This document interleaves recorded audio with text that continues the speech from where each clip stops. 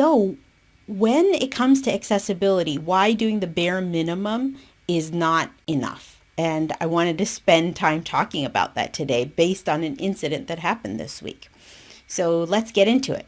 But before I do that, I want to take a moment to introduce myself. My name is Anuradha Kowtha, the founder of the Kowtha Constellation, and I am very passionate in making sure all spaces, whether that be digital or in person, are accessible and inclusive spaces for everyone there.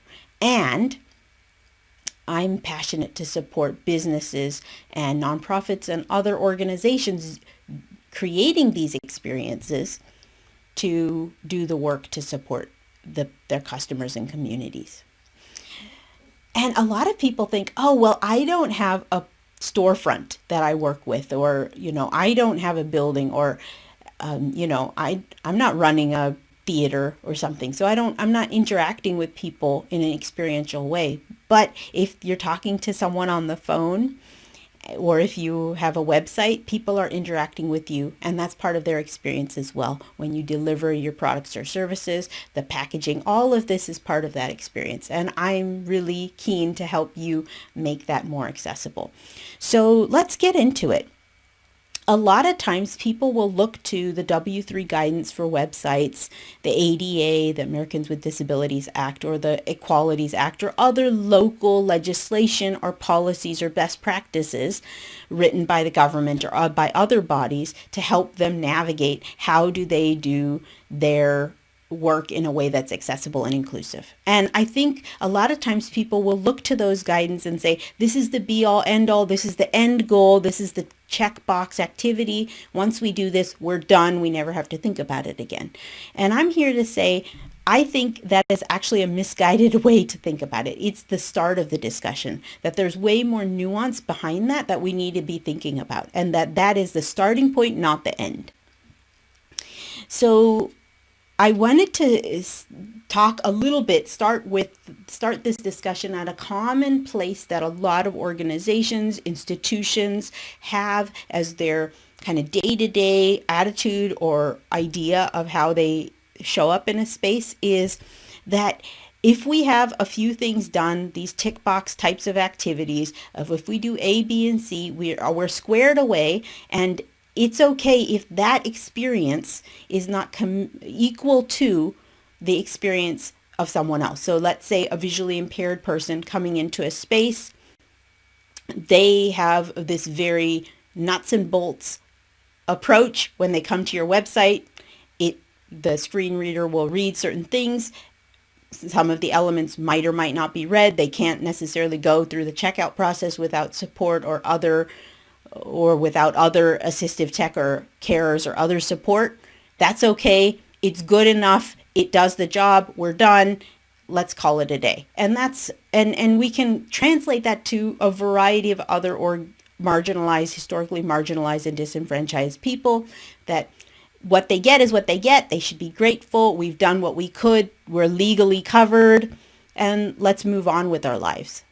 And I'm here to say that is a really poor attitude when we're thinking about our organizations. And I'm not saying you're doing that, but I'm saying I've seen that attitude many times. And we really need to be pushing that envelope forward to say that is the start of the discussion, not the end of it. A couple examples of some people might be saying, oh, well, I don't know, how does this pertain to me? Well, if you have a website, I just explained around accessibility. So many times websites will have graphics or decorative elements or images, and they're not described. So a screen reader, for instance, couldn't pick up them, couldn't understand that they are indeed an element to be read, and there's no way to read or access them. So there might be a graphic image of something. It's not tagged as such, so the screen reader simply ignores it and skips over it. Or there's not things like alt tags or other elements put in so people can experience it. And sometimes even W3 guidance might say, well, if it's a decorative element, you don't need to explain that. But in reality, that is you've probably chosen with care everything on your website, part of your user experience, right? And so then when somebody who can't experience it in the same way, who maybe has sight loss, couldn't experience it, they're not getting the full experience. And so then they're getting a bare bones experience that doesn't include them in the fun pieces. And I think that people with visual impairments or any other type of disability or anything else that prevents them from having the same experience of others deserve that. So we have a reasonable thing when we're mentally unwell to go to a space, an event, a website, and not feel shocked to the system and not feel like it's a emotional or mental overstimulation or load to be in that space. We have a reasonable, like it's reasonable for us to think I can go into work and not feel like I am so tired out, so overwhelmed that I can't continue. And yet, as a teacher for many years, it was very exhausting on me because there wasn't support around me. And yet we can't really, although the law says we should be able to do it, we have to fight really hard to get these needs met in a workplace or as a customer. We're just on holiday, and the number of people who had no accommodations for many things was really disappointing. So those are a couple examples.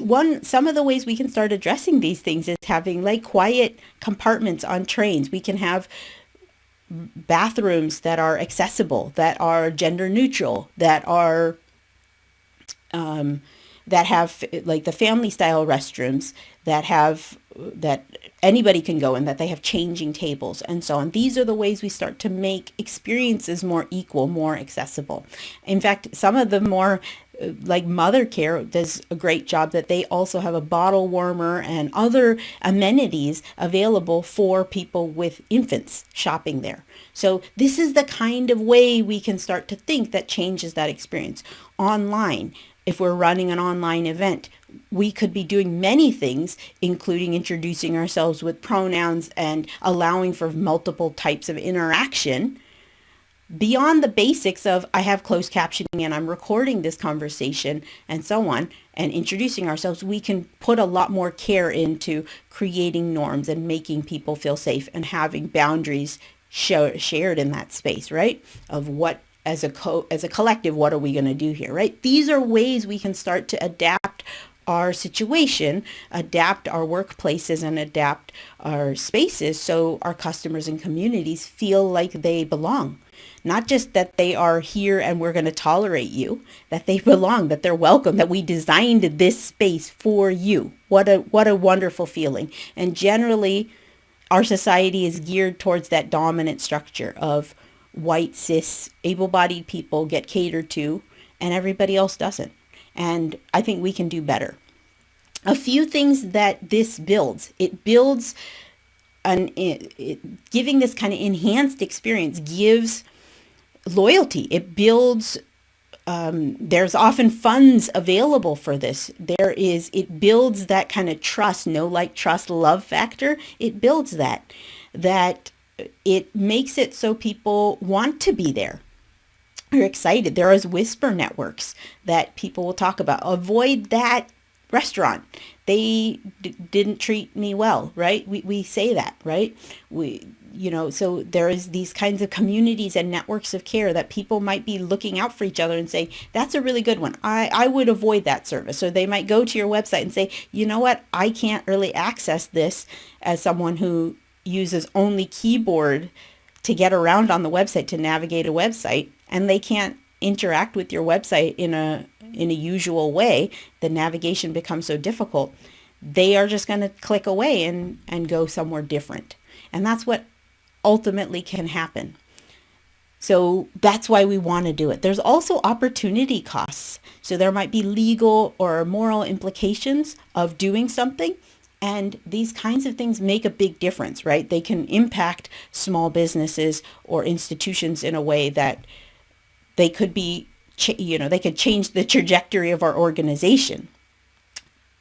But there's also opportunity cost of building that relationship, because anything done from when someone comes onto your website or when they first interact with you till you fulfill their order, and even the aftercare, is part of that marketing, part of that branding experience. So we miss the mark when our website is made in such a way, like someone I'm working with, that their website is how are you using your website, right? So if this person's website is a network for a networking type person who has a big network, it's for a community, and it's highlighting a lot of different people and as a way to connect people who need our services, it's a very different approach than a performer and what their website needs might be. So who are we talking to? What are we doing on that website? And can people do that with ease? These are the kinds of questions.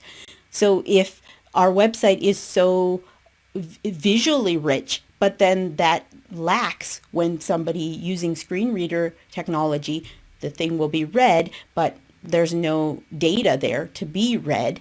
It skips over the elements. They're not having the same experience. So this is the way we can start to equalize that. These are dozens of missed opportunities where they don't get the same experience as everyone else. And the same thing when we ship products to people, if we're a product-based business, if we're going into a service. The number of times where I've had to answer the same set of questions repeatedly, that dings my customer experience, where there's not an assurance of security with my data or confidentiality. These impact my customer experience. And some people need those assurances more, especially people who have survived trauma and so on. They might need more of that. So we need to think about our audience, who's going to be there, and how can we cater to them. And we need to be listening, because they're often giving us information, guidance, asking for things. And if we're there and not supporting them, those are dozens of missed opportunities for us to build that relationship and continue that. So not only does it impact our bottom line, but it builds that know, like, trust factor. The bottom line for me here is that people should have a reasonable expectation to be supported and to be accommodated and to be included when they come into your space. And I think if you keep that in mind, you're going to avoid the costly mistake, not only costly in terms of money, but costly in terms of the dehumanization it causes people when they come to your space.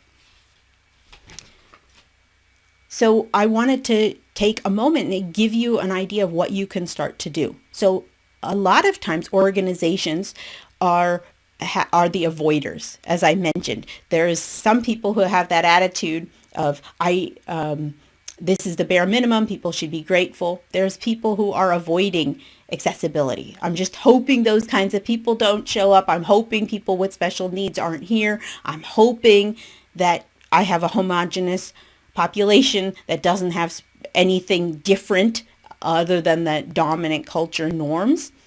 And then I'm going to be okay. And think about that. In a primarily white space, if people of color come into your space, are you prepared?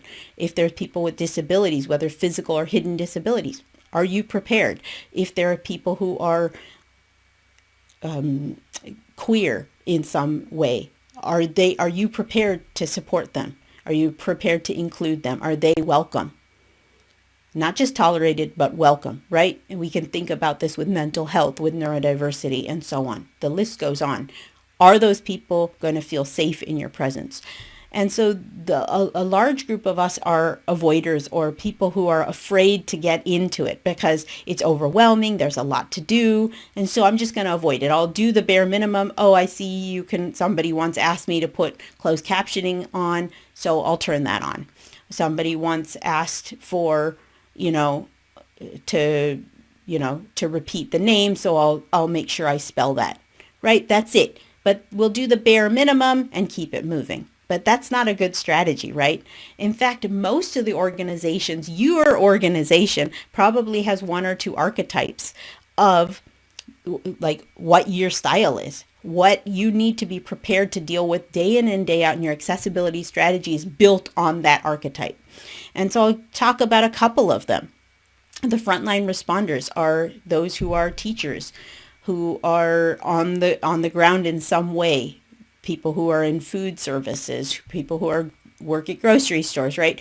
People, small businesses who are doing the service-based work that deals with people on a day-to-day basis, right? Organizations, museums, right? These are all people who are dealing with large groups of people on a day-to-day basis. I don't know if museums are necessarily frontline people, but the kind of people who are seeing people and things are moving at a quick rate, and we need to service a lot of people. How do we make that accessible? Their strategy needs to be quick, efficient, on the ground. It needs to be integrated so it's accessible for the person delivering, but also accessible to the people receiving it. So that means we might need, museums are a great one because their signage needs to apply, the experience needs to apply to a wide range of people with different disabilities, different languages, different age levels, different interests. How can we make this accessible? That's a great attitude. So how can we make this in a way that makes sense? So things often need to be, if we're thinking about caring for people in hard situations like food or so on, then we need to be thinking about dietary things. We need to be thinking about So we need to be thinking very clearly. We need to be thinking very clearly about how can we get these needs met very quickly, day to day. People come in, we can deliver it. An organization I'm working with has a large group of volunteers, and they need to be delivering things to a large group of people. So they need to be trained quickly, and they need to be delivering whatever training or advice or whatever they're giving to the community, support to the community very quickly. The next group would be a weaver. So these kinds of organizations are connecting. So thinking of organizations like unions or other kinds of networking or clearinghouses or places where lots of different types of people are interacting, networking groups, right? So we need to think about the longevity of relationship building in those. So nurturing connection, having that kind of space to build, support, connect with people. Those needs are very different. How do we support people long term? It means we need to get to know people. It means we need to have space where we can slow down and have conversations. Maybe we need to think about price point sensitivity, or we need to be thinking about how can we do this in a way that is going to maintain relationships, but also if we ourselves are disabled or something, right, that we can manage this in a way for the long term, right? So we have to think about sustainability. I mean, every organization needs to think about accessibility or sustainability, but the way we would put our resources and practices together is going to be very different from these types of organization. The avoider is avoiding the conversation completely, and they maybe are going to be concerned if something happens, right? There's no plan in place. The weavers are going to be thinking about longevity of relationship building. So they need to have things in place that are things like confidentiality statements or norms for how do we discuss things, and we need to have ways where we need to think about safety of information for a long time, right, to build these relationships, to have common understandings when we have facilitation discussions. That might be something very different, or meeting spaces that are accessible. The frontline workers are going to need something that's going to be quick, repeatable, deliverable in a way that is easy to follow. Protocol when things go wrong. What happens if there is danger situations and we need to have more acts, like, right, we have somebody who's not being, things are not accessible. We need to have those people included and supported and cared for in a way that makes sense for our organization, but often very quickly. So we need to have policies and accessibility policy that's different, and that needs to be a little bit quicker to implement, especially with many, many people using our services. So it's a very different attitude. It's a different pace, and the priorities and the outcomes are very different. So I would love to work with you and your organization and figure out where you are with your accessibility and do an accessibility audit with you. You can find out more in the link below or get in touch with me. All right, thanks so much, and I'll see you in the next episode.